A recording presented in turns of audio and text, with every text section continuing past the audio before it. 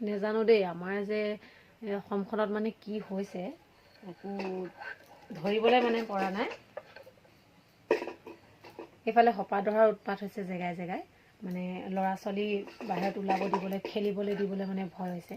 আৰু আনফালে আমাৰ বৰপেটা জেগাতনো এতিয়া বাঘ ওলাইছে, এতিয়া খবৰ আহিছে। এতিয়া কি কৰোঁ, হপাধৰাৰ ভয়ত সোমাই থাকোঁ নে বোলে বাঘৰ ভয়ত সোমাই থাকোঁ? আপোনালোকে নিজে কওকচোন। আকৌ দিনৰ দিনটো বান্দৰৰ উৎপাত আছেই, চাউল খাব, ভাত খাব, মানে আমাৰ তত নাইকিয়া হৈছে। বান্দৰৰ উৎপাত সহ্য কৰিম নে বাঘৰ ভয়ত সোমাই থাকিম নে বোলে এইফালে হপাধৰা? ইমান কিহৰ উৎপাত হৈছে? আৰু এই পৃথিৱীখন বেছি দিন আৰু নাথাকে যেন পাইছোঁ দেই। একদম উলট পালট গোটেই মিক্স খিচিৰি হৈ যাব যেন পাইছোঁ। আৰু এইফালে এতিয়া আকৌ শুনিছোঁ চিলিণ্ডাৰ হেনো দামো বাঢ়িলে। গেছ নজ্বলায় তেনেকৈ হ'লে। আমাৰ গাঁৱলীয়া মানুহ চিন্তা নাই, খৰি কাঠ কাটি জুইতে ভাত বনাই খাম বাপে।